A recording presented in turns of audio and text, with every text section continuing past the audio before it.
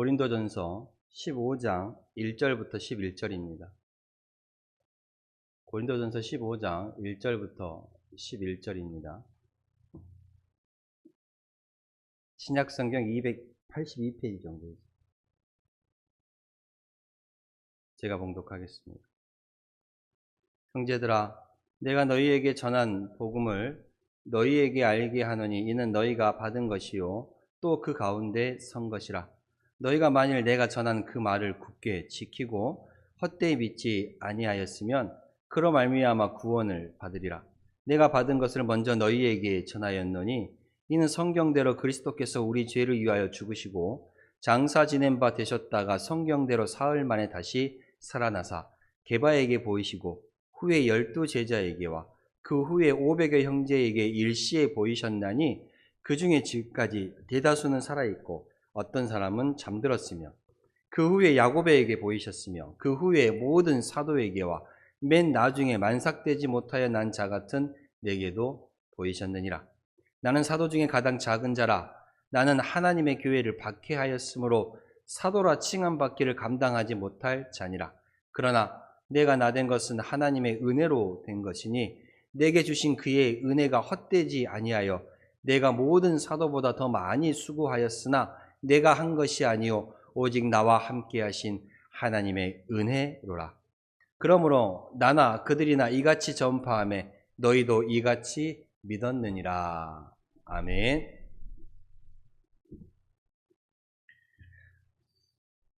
사도 바울이 빌립보에서 전도하던 중에 생긴 일입니다. 사도 바울이 빌립보에서 전도하던 중에 귀신이 들린 한 여종을 고쳐준 적이 있습니다.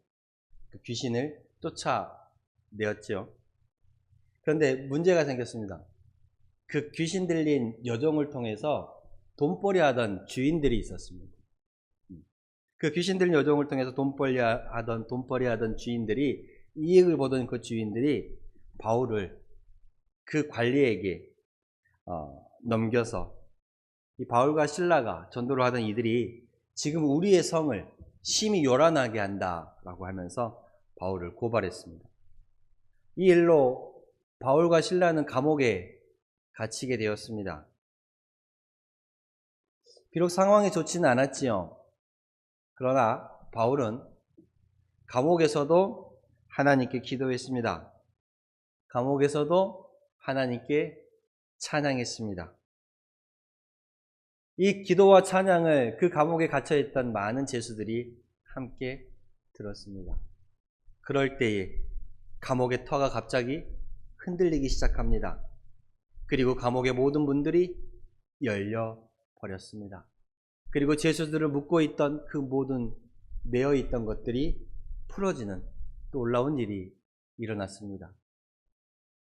이 상황에 이 감옥을 지키고 있던 간수가 깜짝 놀랐습니다. 자다 깨어 보니 감옥문이 다 열려 있는 거예요. 뭐라고 생각했습니까? 죄수들이 다 도망갔다라고 생각했습니다. 이 상황을 어떻게 해결할까? 자신으로서는 도저히 감당할 수 없는 일이 일어나 버렸습니다. 그래서 이 간수는 칼을 빼어 스스로 자결하려고 했습니다. 그때 바울이 크게 소리 질러서 이 간수를 말립니다. 너의 몸을 상하게 하지 말라. 우리가 다 여기 있다. 우리가 다 여기 있다라고 바울은 그 간수의 손을 스스로 목숨을 끊으려고 하는 그를 말립니다.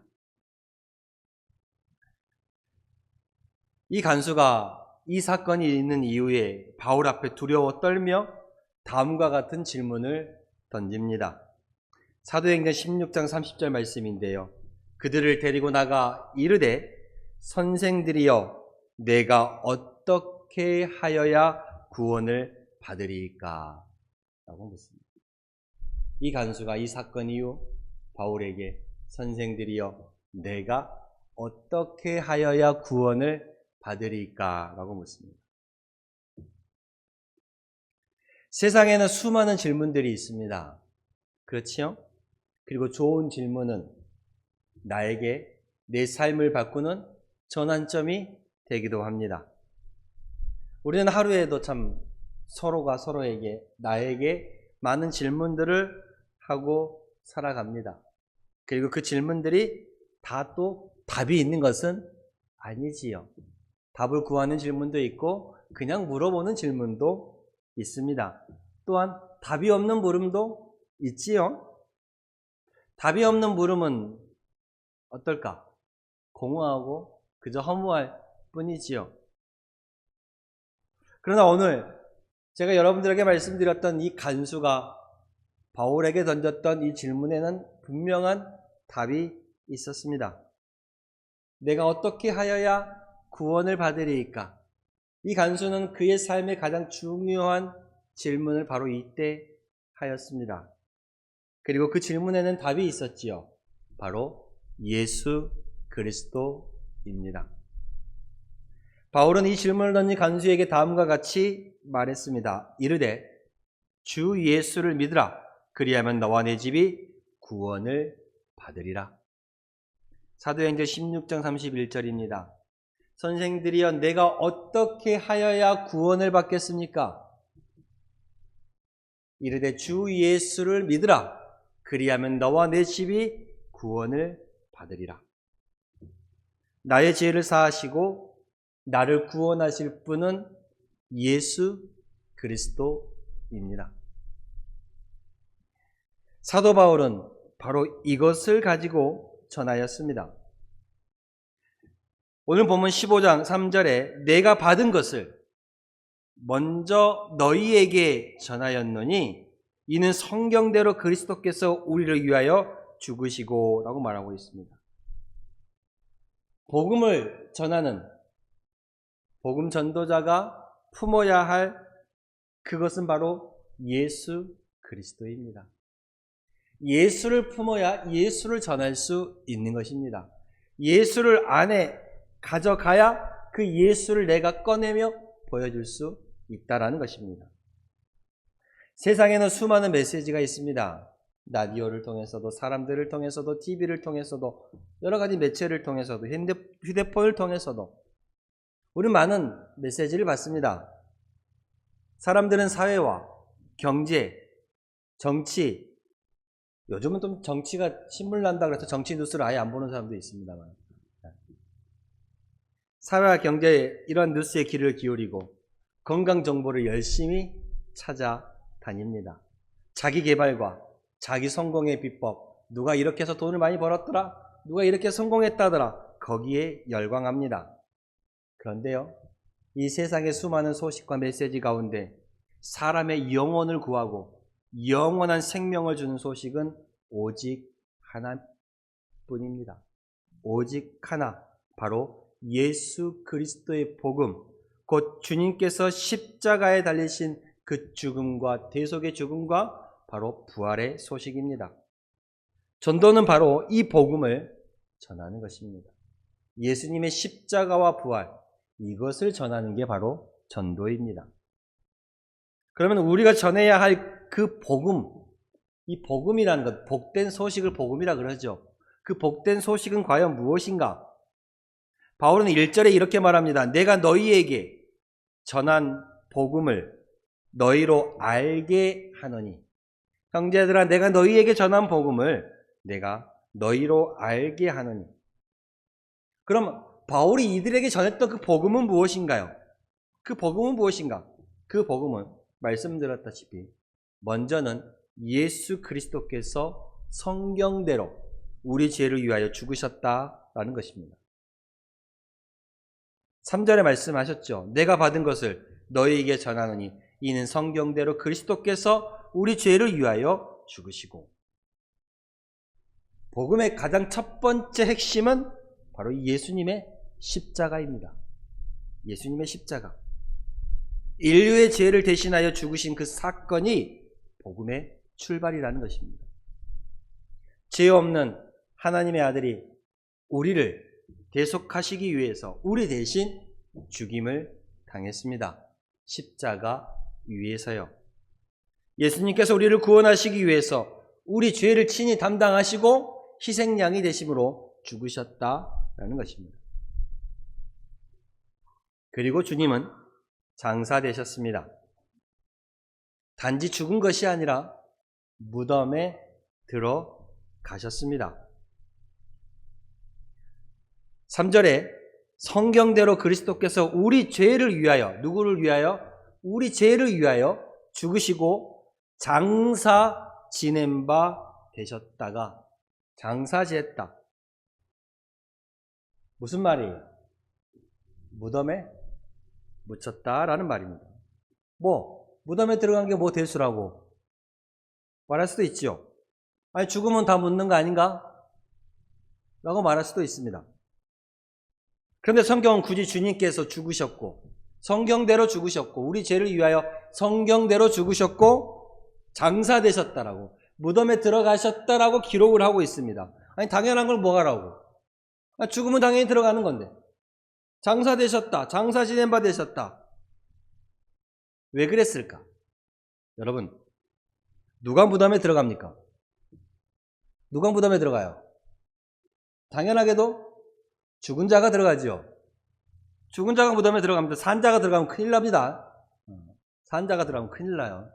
죽은 자가 들어갑니다. 그렇지요? 그럼 죽었다라는 것은 무엇입니까? 죽었다라는 건 뭐예요? 죽은 자가 들어가는데 죽었다라는 건 뭐예요?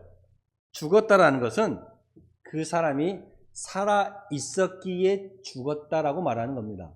그렇죠? 살아 있지도 않은 사람이 죽을 수 있나요? 이 컵을 살아 있다라고 말할 수 있을까요? 죽었다라고도 말할 수 있을까요? 살아 있기에 죽음이 있는 거예요. 사람이든 동물이든 살았기에 죽었다라고 말합니다. 살았기에 죽었고, 죽은 이후에 어디로 갔다고요? 죽었으니까 장사 지낸 바 무덤으로 갔다라는 거예요. 이 말은 무슨 말이에요? 예수님이 죽으셨고 장사되셨다는 말은 예수님이 살아계신 인물이라는 것을 우리에게 말씀해 주는 거예요. 예수님은 살아있는 증거라는 거예요. 예수님의 이 죽음이, 예수님의 살아계심이 실제였다라는 것을 말씀하는 거예요. 허상이, 허구가, 추상이 아니라는 것입니다. 예수님의 십자가와 형벌과 죽음, 그리고 그 무덤은 그 예수님의 실제적인 모습을 우리에게 증거하는 거예요. 예수님은 십자가를 통하여서 우리의 죄값을 치르셨고, 그 예수님은 진짜 죽음을 경험하셨다라고 말씀드리는 거예요. 그리고 여기서 달라집니다. 그리고 주님은 성경대로 사흘 만에 다시 살아나셨습니다. 4절에 장사 지낸 바 되셨다가 성경대로 사흘 만에 다시 살아나사.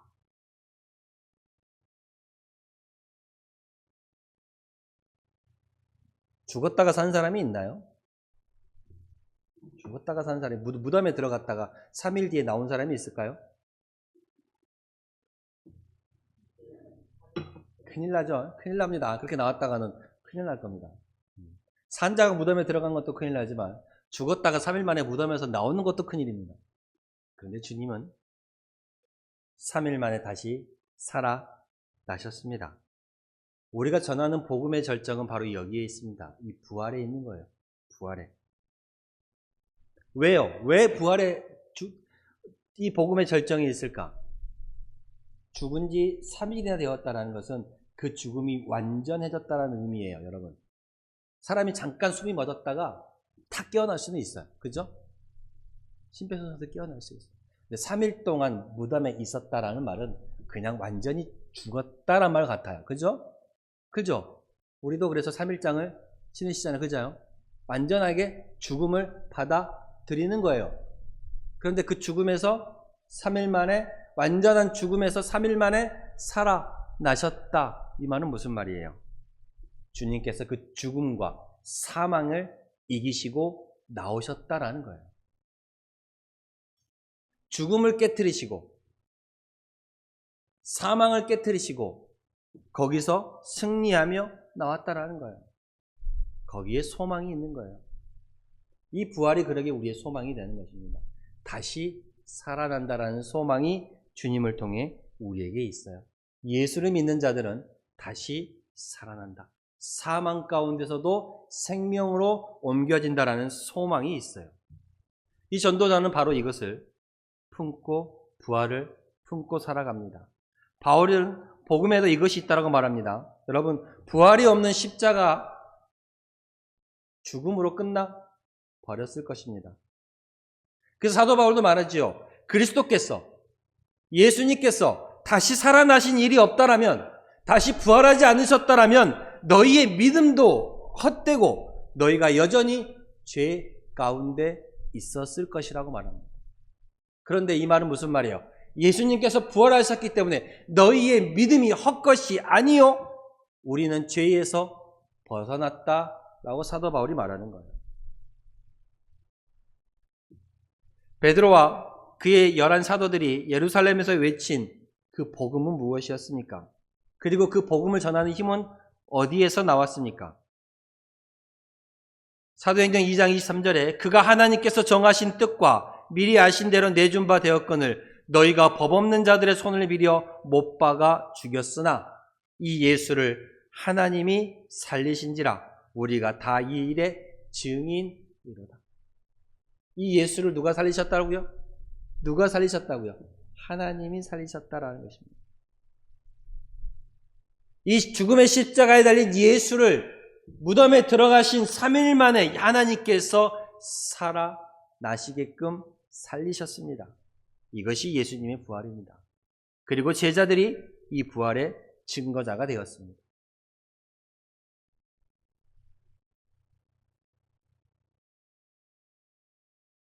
여러분, 우리가 전해야 할 이 복음은 바로 주님께서 지셨던 이 십자가와 바로 부활입니다.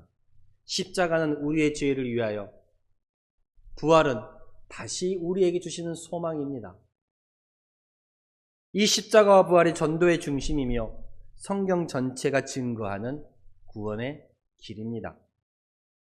우리 그리스도인이라는 것은 예수를 따라가는 사람들이죠. 그리고 그리스도인은 예수님께서 하신 그 일에 우리의 삶을 보태는 것입니다. 그렇죠?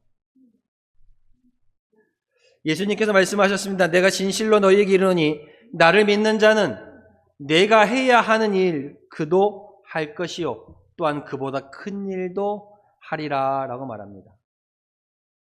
예수님께서 이 땅에 오셔서 여러 가지 일을 하셨습니다. 많은 일을 하셨죠. 병자를 고치시고 천국 복음을 전파하시고 귀신을 내어 쫓으시고 참 많은 일을 하셨죠. 그 중에 예수님만이 하실 수 있는 일이 있었습니다. 그게 무엇이냐면 바로 십자가를 지시는 일입니다. 십자가를 지시고 우리 죄를 사하시는 일, 예수님만이 하신 일입니다. 이 일은 주님만이 하십니다. 그리고 그 일을 전하는 일은 우리의 몫입니다. 그 일을 전하는 건 우리의 몫입니다. 그리고 그 몫을 주님 우리에게 부탁하셨습니다. 이 시대, 이 땅, 이곳 가운데 내가 바로 주님의 말씀 따라 이 주의 복음, 십자가와 부활, 예수 그리스도를 전하는 그 사명자로 여러분이 서 있기를 바랍니다. 전도는 단순한 철학이나 사상을 전하는 것이 아닙니다, 여러분. 전도는 단순한 철학이나 사상이 아닙니다. 예수님의 십자가와 부활의 사건은 확실한 증인이 있었습니다. 예수님은 부활하시고 장사 지낸 바 성경대로 사흘 만에 다시 살아나사 네 한구석에서 그냥 살아났다라고 사람들이 말하는 게 아니에요. 살아나신 주님은 어떻게 하셨어요? 게바에게 보이시고, 게바가 누구예요? 베드로에게 보이시고 후에 그의 12 제자에게 보이셨습니다. 그러면 예수님은 그냥 그를 따르는, 예수님을 따르는 그 제자들만이 예수를 살아났다라고 말하는 것이 아니냐라고 말할 수도 있습니다. 그 후에 뭐라 그래? 6절에 그 후에 500여 형제에게 일시에 보이셨나니, 500여 형제라는 말은 많은 사람들에게 부활의 모습을 보여주었다라는 거예요. 그리고 뭐라 그래요? 그 중에 지금까지 대다수는 살아있고 바울이 복음을 전하는 이때에 지금도 그 예수님의 부활을 목격했던 많은 사람들이 살아있다라고 말하는 거예요. 예수님의 십자가와 부활이 허언이 아니고 내가 주장하는 이것이 가짜가 아니고 진짜라고 바울은 말하는 것입니다. 그것을 목격했던 그들이 아직도 많은 사람들이 살아있고 어떤 사람은 잠들었으며, 그러니까 죽은 사람도 있지만 아직도 대부분의 많은 사람들이 예수님의 부활을 목격했다라고 바울은 전하고 있습니다. 바울이 안디옥에서 이렇게 복음을 전하고 있을 때 아직도 그 예수님의 부활을 목격했던 많은 사람들이 있었습니다. 그 부활의 모습을 이렇게 예수님은 베드로와 그의 12제자와 500여 많은 형제들에게, 그리고 야고보에게, 그리고 모든 사도에게, 그리고 사도 바울은 자신에게까지 예수님께서 부활을 보여주셨다라고 말하고 있습니다. 바울은 자신이 전한 복음의 진실성을 증언하고 있습니다. 이것은 허상이 아니다. 예수님의 십자가와 부활은 허구가 아니다. 이것은 많은 사람들이 목격했고 증인들이 아직도 살아있다라고, 바울이 복음을 전하는 그 당시에 살아있다라고 증거하고 있는 것입니다. 우리는 이 확신을 붙잡아야 합니다. 예수의 십자가와 부활의 그 확신이 있어야 전할 수 있어요. 내가 믿지 못하는데, 내가 확신하지 못하는데 믿으라 전할 수 있겠습니까? 내가 효과를 봐야, 내가 은혜를 누려야, 내가 그것을 맛보아야 줄 수 있는 거예요. 그렇죠? 나도 확신하지 못하는데, 나도 그것을 믿지 못하는데 믿으라고 전할 수 있을까요? 그렇지는 없죠. 이 부활은 확실한 증거가 있고 증인이 있었습니다. 여러분 흔들리지 마십시오. 확신을 가지고 전하시기 바랍니다. 이 복음은 실제적인 사건이었습니다. 그리고 이 복음은 능력이 있습니다. 사도 바울은 말합니다. 나는 사도 중에 가장 작은 자요, 나는 교회를 또한 예수 믿는 자를 박해했던 사람이었다. 그런 내가 하나님의 은혜로 오히려 예수를 전하는 자가 되었다라고 말하고 있습니다. 그리고 내가 예수를 믿고 난 후에, 예수님을 만난 이후에, 부활의 주님을 만난 이후에는 다른 사도들보다 내가 더 많이 수고했다라고 나는 자부심 있게 말할 수 있다. 그러나 이 수고도 내 힘과 내 노력이 아니라 오직 하나님의 은혜다라고 사도 바울은 고백합니다. 자기의 수고와 자기의 예씀이, 자기의 전도의 이 발걸음이 오직 하나님의 은혜로 되었다라는 것을 사도 바울은 고백하고 있습니다. 복음에는 능력이 있습니다. 교회를 핍박하고 예수 믿는 사람들을 핍박했던 사도 바울이 오히려 복음의 전달자가 되었습니다. 예수를 능력 있게 전하는 사람이 되었습니다. 겁이 많고 두려움이 많았던 베드로를 담대히 예수가 살아있다라고 증언할 수 있게 만든 것도 바로 이 복음이었습니다. 그리고 예수님의 죽음 이후에 지난 2000년의 그 긴 시간 동안 예수를 만나온 수많은 사람들의 인생을 변화시킨 것도 바로 이 복음의 능력입니다. 여러분, 전도는 내 힘으로 하는 것이 아닙니다. 전도는 내 능력으로 하는 것이 아닙니다. 일단 나가십시오. 일단 말하십시오. 하나님의 은혜와 복음의 그 능력이 바로 여러분들의 입술과 여러분들의 발을 통해 역사하실 것입니다. 내가 하는 게 아닙니다. 내가 나아갈 때 하나님께서 능력으로 역사하십니다. 그러면 우리는 어떻게 전도해야 할까요? 어렵게 생각하지 마십시오. 단순하고 분명하게 우리는 전해야 합니다. 전도는 복잡한 철학이나 교리나 사상이 아닙니다. 단순하게 전하면 됩니다. 예수가 우리의, 나와 여러분의 구원자입니다. 예수를 통해 구원받으십시오. 예수님께서 우리의 죄를 담당하셨습니다. 누구든지 예수 믿는 자는 죄사함을 받습니다. 그리고 예수님의 부활로 우리가 다시 사는 새 소망을 가지게 되었습니다. 이 십자가와 부활을 전하시면 됩니다. 그리고 이 전도는 가장 효과적인 것은 내 삶으로 전하는 것입니다. 입으로만 전하고 내 삶이 바뀌지 않으면 뭐라 그래요? 아이고. 그렇죠. 여러분, 우리의 삶으로 전해야 합니다.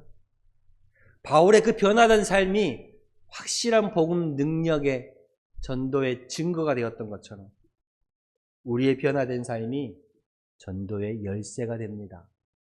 입술로뿐만 아니라 여러분의 삶으로 전하셔야 합니다.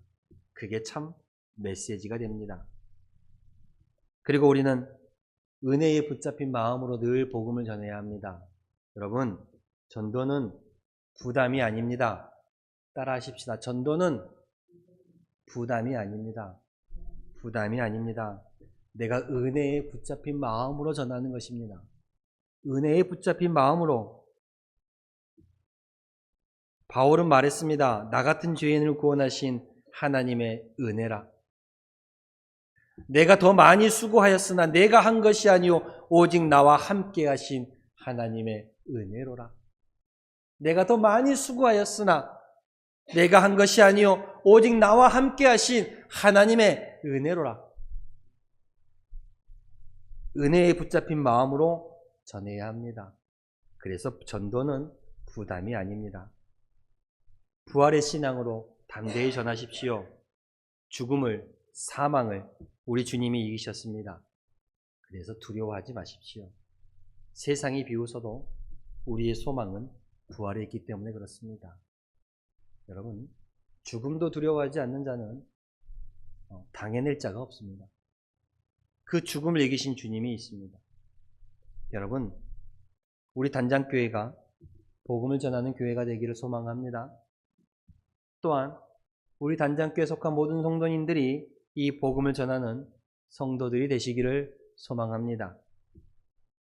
바울은 고린도 교회의 복음을 다시 한번 상기시켰습니다. 그리고 우리 역시 바울이 말한 이 복음을 붙잡고 살아야 합니다. 나와 함께하는 이들에게 이 복음을 전하십시오. 잊지 맙시다. 복음은 사람을 살립니다. 나를 살리고 내 가정을 살리고 내 자녀를 살리며 나와 함께하는 이웃을 살리고 이 마을과 교회를 살릴 것입니다. 온 세상이 다 어렵고 힘들고 지친 모습으로 살아가더라도 우리가 전하는 복음만은 살아있어야 할 줄로 믿습니다. 삶이 지치고 온 세상이 눈을 감는다 할지라도 이 복음만은 우리가 눈을 뜨고 세상을 바로 보아야 할 줄로 믿습니다. 여러분, 복음이 살리는 희망입니다. 이 복음을 통하여서 우리는 믿게 됩니다. 11절에 그러므로 나나 그들이나 이같이 전파하며 너희도 이같이 믿었느니라.